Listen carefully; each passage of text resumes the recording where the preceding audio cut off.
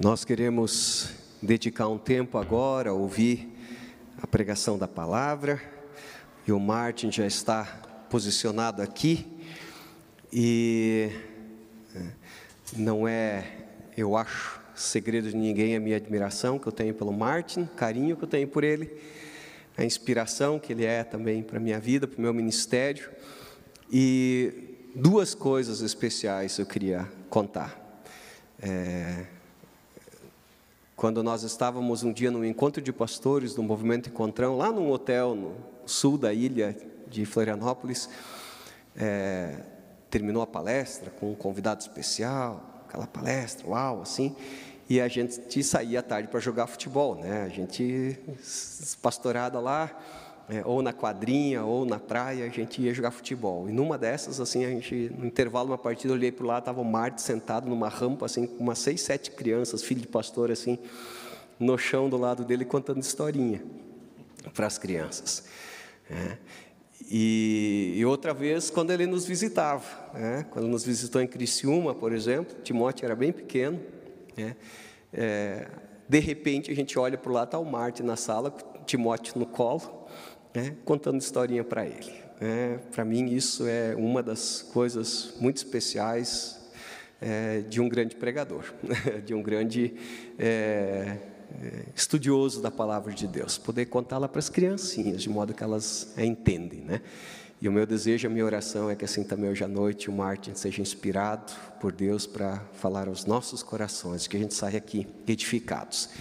Mas para isso ele também precisa que o Espírito Santo se mova ao redor dele. Então nós queremos orar por ele agora também, peço que também estejas orando agora. Pai querido, obrigado pela vida do Martin, da família dele, obrigado, Deus, pelo testemunho dele, mas especialmente obrigado pela tua obra na vida dele, pelas marcas das tuas digitais na biografia do Martin. Obrigado, Deus, por tudo que tu tens feito e dado a ele e através dele para nós. Que também nessa noite o Senhor possa falar aos nossos corações através dele, que a gente seja edificado, que toda voz contrária à tua se cale, e que assim tu fales aos nossos corações, e que a gente, conforme a exortação do apóstolo, nos tornemos praticantes da palavra e não apenas ouvintes. Então fala, Senhor, porque nós queremos e precisamos te ouvir, em nome de Jesus, amém.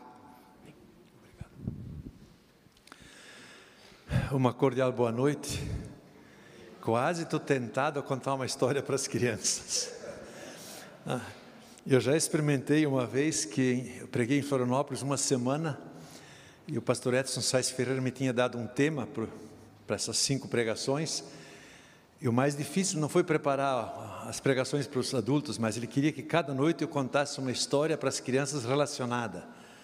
Eu devo dizer que eu gastei mais tempo para as crianças do que para os adultos, e no final o Edson me disse, bom, as histórias das crianças todo mundo entendeu. E hoje à noite eu gostaria de refletir sobre 3 perguntas. Primeira pergunta, sabemos orar? Segunda pergunta, quem nos ajuda a falar com Deus? E a terceira, falar com Deus faz diferença? Começamos pela primeira. Realmente sabemos orar? Há 2 situações distintas. Quem sabe você já ouviu a expressão, a fulana ou fulano é uma pessoa de oração. Isso é uma situação, não é? Se a gente lê biografias de cristãos, a gente vai muitas vezes encontrar a expressão, era um homem ou era uma mulher de oração. E a outra situação que a gente se depara é de pessoas que, quando perguntadas, dizem, eu não sei orar. Eu sempre pensava que isso tivesse só como motivo o fato de não saber fazer orações articuladas como elas são feitas nos cultos. Mas são essas as 2 situações básicas. Ou alguém tem a fama ou tem a característica de ser um homem ou uma mulher de oração, ou que ele reconhece que ele não sabe orar.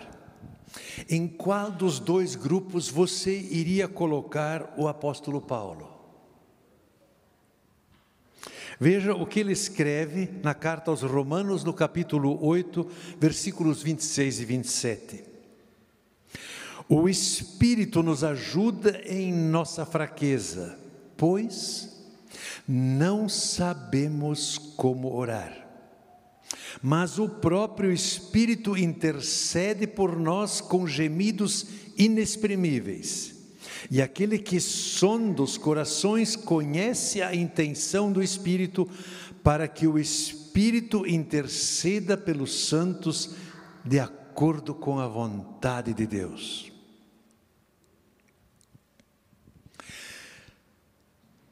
Se o apóstolo Paulo diz de si mesmo: não sei orar como devia, essa palavra deve servir de encorajamento para todo aquele que se sente incapaz de falar com Deus. E ao mesmo tempo, essa palavra é uma advertência séria para quem acha que sabe orar.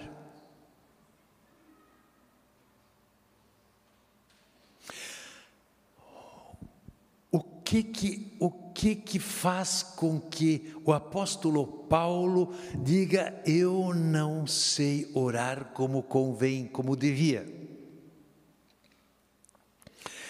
Isso tem a ver com a nossa realidade do pecado. Todos pecaram e carecem da glória de Deus, escreve o apóstolo no começo dessa carta.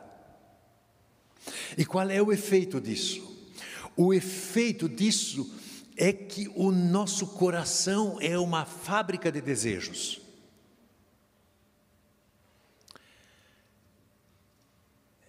E não demora muito, que o nosso falar com Deus nada mais é do que um simples expor para Deus os nossos desejos, com a intenção de fazê-lo querer o que nós queremos. E é por isso que o apóstolo Paulo diz: se depender de nós, não sabemos orar. Mas aí já vem a segunda pergunta: quem nos ajuda a falar com Deus? Quem nos assiste? E o apóstolo Paulo diz: o Espírito Santo nos assiste na oração. Ele diz que o Espírito Santo, ele nos assiste com gemidos inexprimíveis. É difícil de explicar esses gemidos do Espírito Santo, mas eu presenciei um negócio uma vez em Berlim. Era uma conferência internacional da igreja alemã, em 85, a Úrsula e eu estávamos na Alemanha e participamos desse evento. Ela tinha uma palestra, e é uma palestra para dizer assim, teologicamente torta, mas tinha um pedido para o meu pai traduzir. E meu pai fez uma coisa que eu só vi ele fazer uma vez: ele corrigiu a palestra na tradução. Toda vez que tinha uma coisa torta e herética, ele traduziu uma outra coisa. Quem entendia as duas línguas foi cumprimentar ele depois por ter salvado a palestra. Quem não entendia o alemão ia cumprimentar o palestrante pela excelente palestra. Mas perguntando para o meu pai como foi, ele disse que era um gemido de ouvir uma frase torta e ter que endireitar ela. Para mim, isso é a ilustração que me vem quando eu leio essa palavra. Mas tem uma regra bíblica fundamental que diz que a Bíblia se explica a si mesmo. E aí eu fiquei procurando na Escritura se ela não traz uma ilustração desse fato do Espírito Santo interferir em nossa vida e nos ajudar e ensinar a orar. E para isso a gente tem que lembrar que mais ou menos a metade da Bíblia são narrativas, são histórias contadas. Essas histórias não são contadas assim, simplesmente para rememorar um passado, mas essas histórias sempre têm um viés, uma intenção de ensinar. Nós perdemos essa dimensão nas igrejas, porque normalmente as nossas pregações são ensinos, são exposições. Nós devíamos reaprender a contar histórias, né? Por isso, nós temos feito isso no passado algumas vezes aqui na igreja. Eu lembro que a Cláudia uma vez contou uma história missionária em 2 prestações. Um domingo um pedaço, outro domingo outro pedaço. E tinha gente no fim do culto que pediu para ela, pode contar o resto da história? Não é? Porque história, quando ela tem intenção de ensinar, é mais do que simplesmente um caos do passado, mas tem um propósito de ensino. E a Bíblia, as histórias na Bíblia têm toda essa intenção. E aí, cavocando na Escritura, me deparei com um episódio da vida do rei Salomão. Para situar essa história, eu preciso lembrar um pouquinho, né? O final do reinado de Davi foi complicado. Primeiro, o seu filho Absalão tentou fazer um golpe de Estado, quase deu certo, ele conseguiu expulsar o pai de Jerusalém, o pai teve que fugir com a guarda pessoal, e depois, numa batalha no Vale do Rio Jordão, Absalão foi morto. Depois, o outro filho do rei Davi, Adonias, tentou também fazer um bote, o pai já estava moribundo, e ele fez um banquete assim, de desagravo político, né? Foi todo mundo do palácio, sobraram alguns gatos pingados no palácio, e a intenção era de ele ser proclamado rei naquele churrasco. Isso só não deu certo porque o profeta Natã avisou o rei Davi e ele mandou o sacerdote Abiatar e o seu guarda-costas Husai levarem Salomão para fora da cidade. O sacerdote Abiatar despejou um chifre de óleo de consagração na cabeça do Salomão, sentou ele na mula do rei Davi e assim Salomão foi conduzido em cortejo solene para dentro de Jerusalém, criando o ritual de posse de um rei em Israel, que no Novo Testamento era o motivo de todo mundo reconhecer quando Jesus entrou em Jerusalém montado num jumento, aí vem o Messias. Nas suas conversas finais com Salomão, Davi fez 2 pedidos a Salomão. E nos 2 pedidos, ele menciona que Salomão é um guri sábio. Ele pede que Salomão não deixasse o general Joabe morrer de morte morrida, mas sim de morte matada. Proceda com sabedoria que você tem e não o deixe envelhecer e descer em paz à sepultura. E o segundo pedido é pela morte de Simei, um benjaminita que tinha atirado umas pedras em Davi uns anos antes.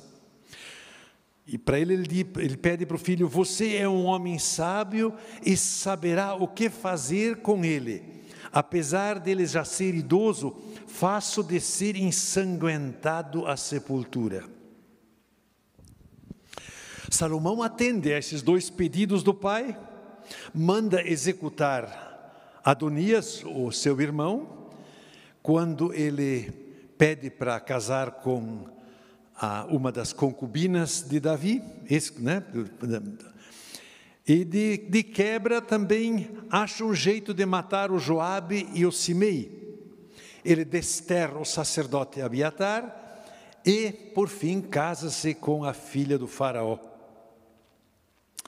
E depois disso, ele organiza em Gibeão uma celebração de agradecimento pelo reinado estabelecido, onde ele manda fazer 1000 sacrifícios. Bom, até aí parece tudo perfeito. A história correu bem, ele conseguiu fazer o que o pai lhe pediu.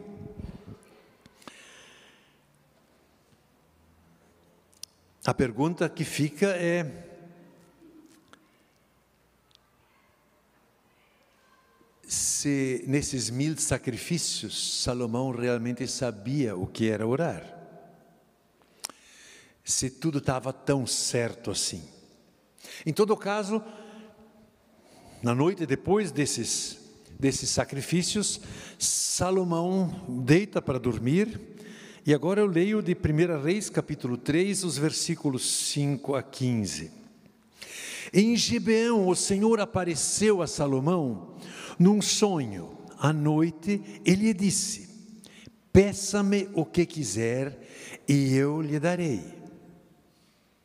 Salomão respondeu: tu foste muito bondoso para com o teu servo, o meu pai Davi, pois ele foi fiel a ti e foi justo e reto de coração. Tu mantiveste grande bondade para com ele e lhe deste um filho, que hoje se assenta no seu trono. Agora, Senhor meu Deus, fizeste o teu servo reinar em lugar do meu pai, mas eu não passo de um jovem e não sei o que fazer. O teu servo está aqui entre o povo que escolheste, um povo tão grande que nem se pode contar. Dá, pois, ao teu servo um coração cheio de discernimento para governar o teu povo e capaz de distinguir entre o bem e o mal. Pois quem pode governar este teu grande povo? O pedido de Salomão, que Salomão fez, agradou ao Senhor, por isso Deus lhe disse: já que você pediu isso, e não uma vida longa, nem riqueza, nem pediu a morte de seus inimigos, mas discernimento para ministrar a justiça, farei o que você pediu. Eu lhe darei um coração sábio e capaz de discernir, de modo que nunca houve nem haverá ninguém como você. Também lhe darei o que você não pediu, riqueza e fama, de forma que não haverá igual a você durante toda a sua vida. E se você andar nos meus caminhos e obedecer aos meus decretos e aos meus mandamentos,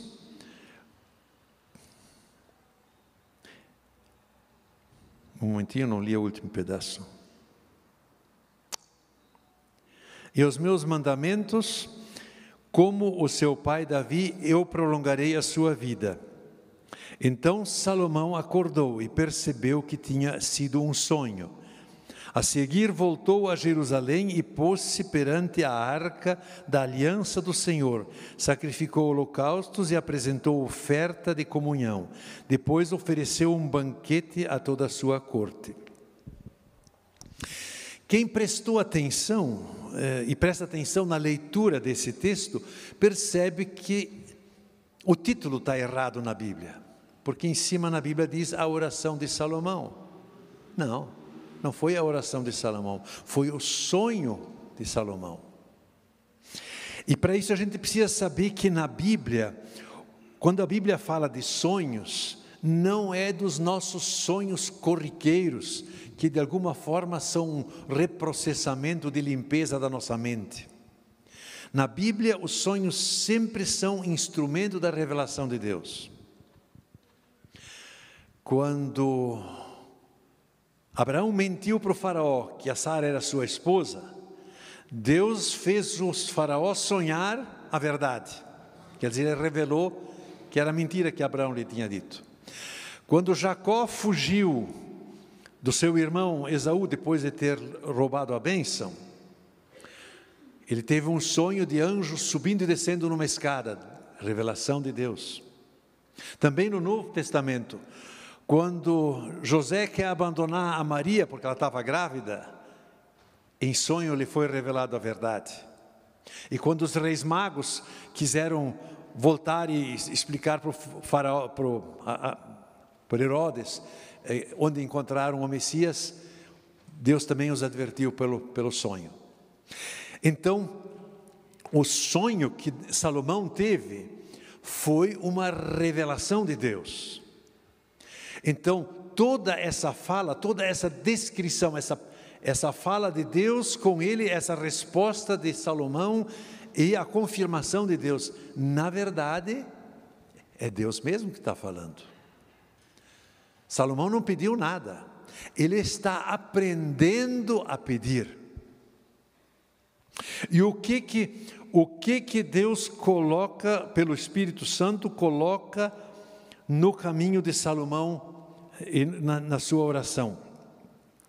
Salomão está sendo ensinado a não mais orar conforme os seus desejos e as suas vitórias. Vejam, ele fez um culto, uma celebração com 1000 sacrifícios.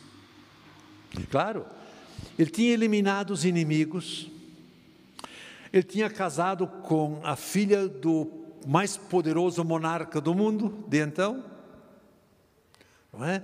E se sentia fortalecido e estabelecido no trono. Então, esses 1000 sacrifícios nada mais eram do que uma autoconfirmação dos seus desejos e dos seus planos.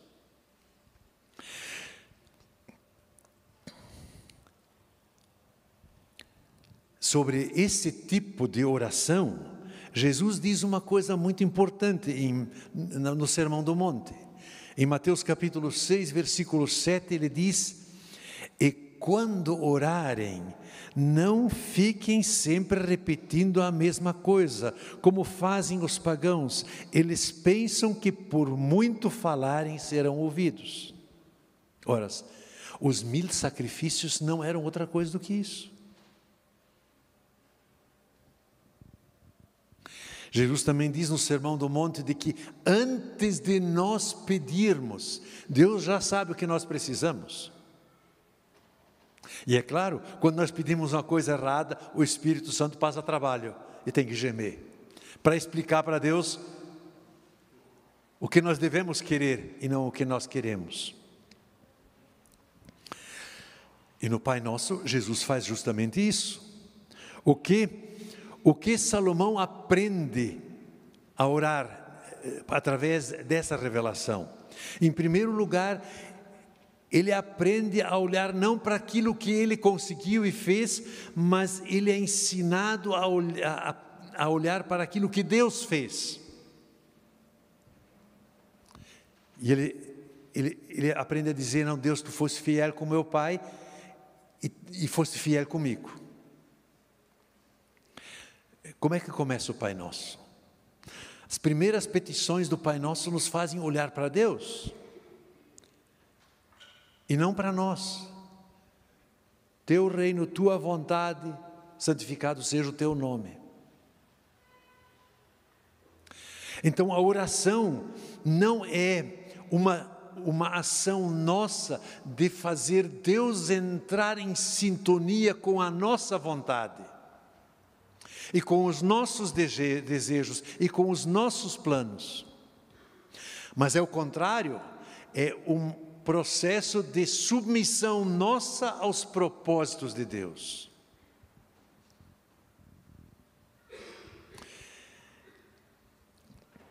Eu já disse antes que justamente nisso o Espírito Santo passa trabalho conosco, porque para os nossos desejos e para a nossa vontade, o céu não é limite.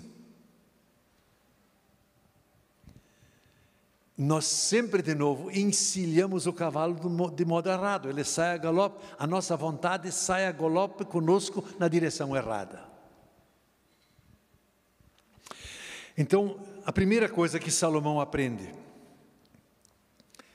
a olhar para a fidelidade de Deus, olhar para aquilo que Deus está fazendo e o que Deus quer fazer, e qual é o seu propósito, qual é a sua vontade. Em segundo lugar, o Espírito ensina Salomão a olhar para si e reconhecer quem ele é. Não passo de um jovem que não sei o que fazer. Quer dizer, ele precisa aprender a olhar para si e admitir a sua incapacidade.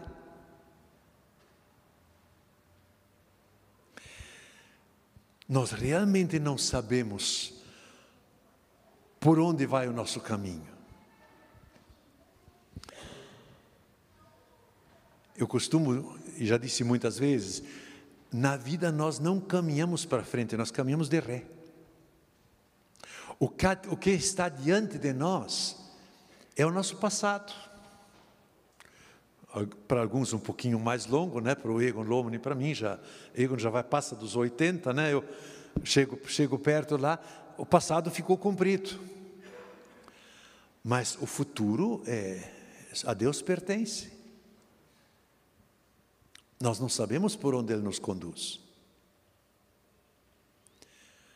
E nossos sonhos e nossos desejos, com grande facilidade, nos enganam e nos iludem. Então nós temos que reconhecer, eu não sei o que fazer. Senhor, me ensina. Eu sei que eu fiz muita coisa errada. É por isso que o Pai Nosso continua ensinando e perdoa-nos as nossas dívidas. E o que o Espírito ensina a Salomão a pedir naquela situação? Ele o ensina a pedir por um coração que ouve, isto é, uma mente que discerne entre o bem e o mal e que é capaz de governar o povo. Deus o tinha incumbido de ser rei de Israel. E por isso que ele precisava de um coração que ouve. Na Bíblia, coração é sinônimo com o que nós chamamos de mente ou razão. É o centro da nossa vontade. Né? Para nós, coração é o centro dos sentimentos. Na Bíblia, o coração é o centro de decisão do ser humano. Então, me dá um coração que ouve, um coração, uma mente que, no processo de tomar decisões, ouve a voz de Deus e percebe as necessidades das pessoas e sabe distinguir entre bem e mal.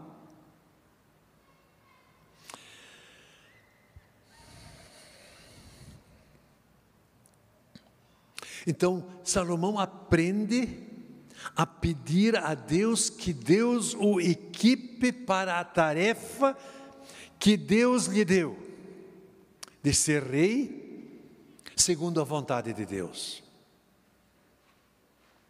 Nós podemos traduzir isso para nós, porque assim como Salomão teve que aprender a olhar para Deus e reconhecer a fidelidade de Deus no seu passado, apesar de todos os seus erros, de olhar para as cagadas que nós já fizemos e pedir, Senhor, me dá capacidade para fazer, para discernir aquilo que Tu queres que eu faça.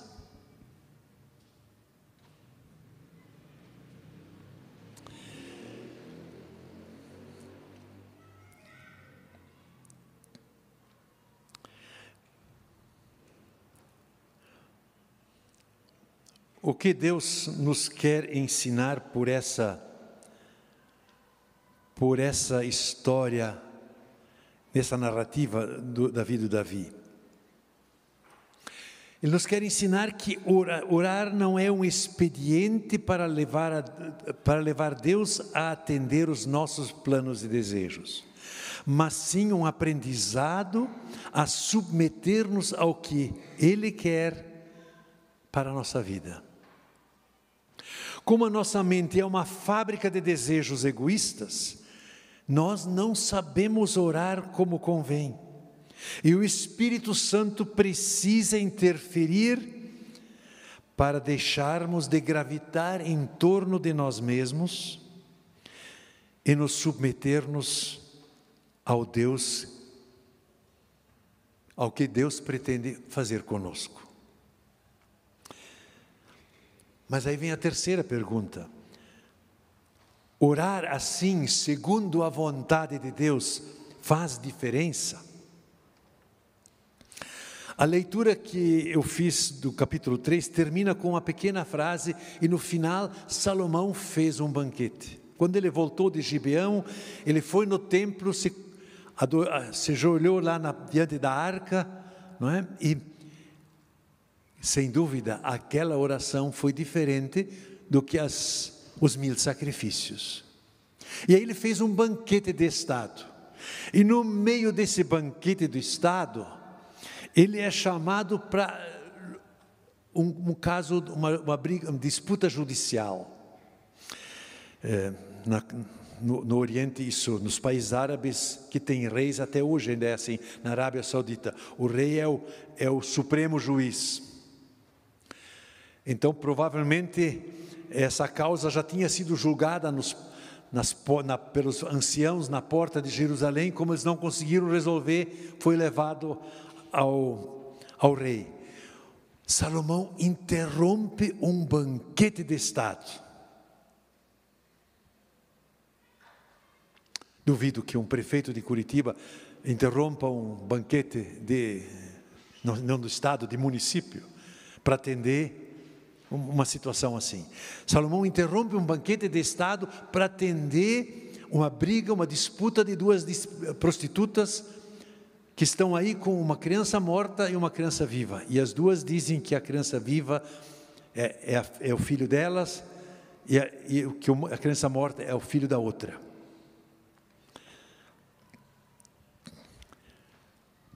E Salomão ouve as exposições das 2 mulheres, cada um dizendo a sua versão dos fatos,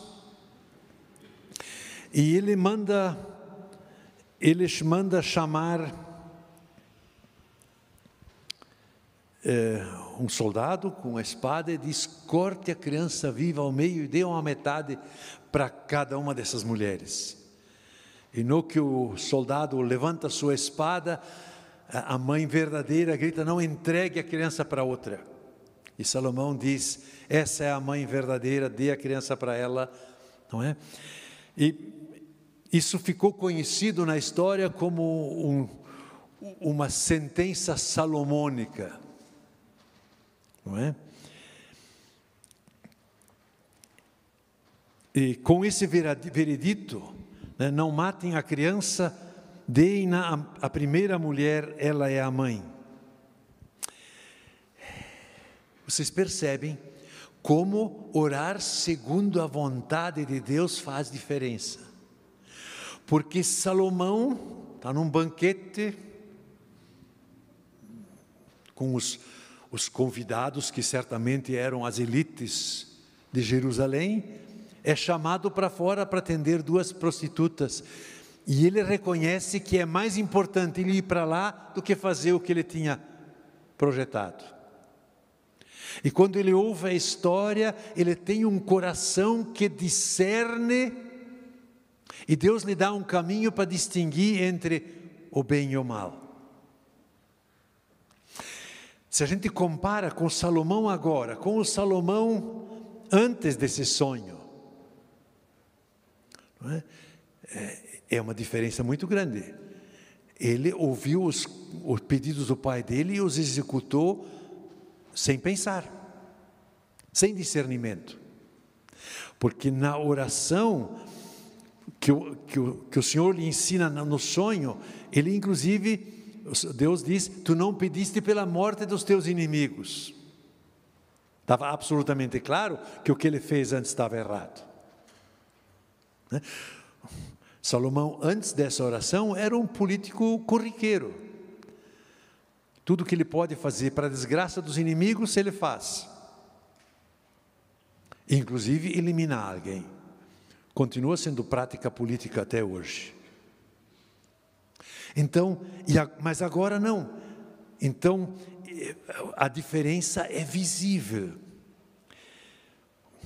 O capítulo 3 termina com a seguinte observação: quando todo o povo de Israel ouviu este veredito do rei, passou a respeitá-lo profundamente, pois viu que a sabedoria de Deus estava nele para fazer justiça. É uma diferença perceptível. A primeira diferença, uma inversão de prioridades. Não mais o eu, entre parênteses, o banquete de Estado, mas o outro. O drama daquelas duas mulheres da camada mais baixa da sociedade estavam em primeiro plano. Porque enquanto que o eu está em primeiro plano, a gente acaba dizendo com Roberto Carlos, e que tudo mais vá para o inferno.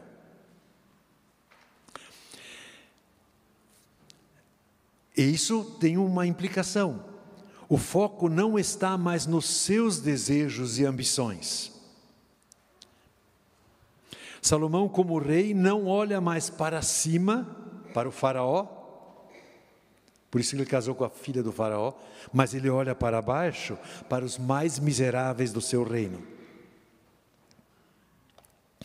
Tiago diz sobre essa diferença da sabedoria, ele diz assim: se alguém de vocês tem falta de sabedoria, peça a Deus, que a todos dá livremente, de boa vontade, e lhe será concedido. O que queremos levar para casa, para esta semana? 3 aprendizados. Primeiro, como Salomão, não sabemos orar como devemos. Porque a nossa natureza tem as mesmas marcas de nos dominar com nossos desejos. E nós precisamos aprender a reconhecer isto. Em segundo lugar, graças a Deus, o Espírito Santo nos ajuda a aprendermos a pedir e a orar, seja feita a tua vontade, mesmo que ele passe um baita trabalho e muitos gemidos conosco. E por último, orar segundo a vontade de Deus é o que faz diferença na vida.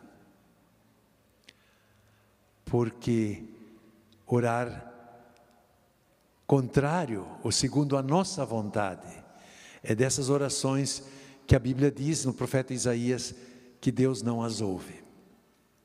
Curvemos nossas cabeças. Senhor, obrigado que tua palavra interpreta a si mesma. E eu te agradeço por esse singelo episódio na vida de Salomão, porque ela nos ensina como tu nos ensinas e capacitas a orar. Sim, Senhor, não sabemos orar como devíamos, porque sempre de novo somos atropelados pelos nossos desejos e sonhos, e deixamos de perguntar por tua vontade. Sempre de novo, Senhor, o nosso eu se engrandece e sem a ajuda do Teu Espírito Santo, nós não nos submetemos a Ti. Obrigado, Senhor, que Teu Espírito Santo não teme trabalho com cada um de nós, para que nós nos sujeitemos à Tua vontade. E assim conceda, Senhor, que o mundo veja que a Tua obra em nossas vidas faz diferença perceptível. Por isso clamamos e rogamos em nome de Jesus. Amém.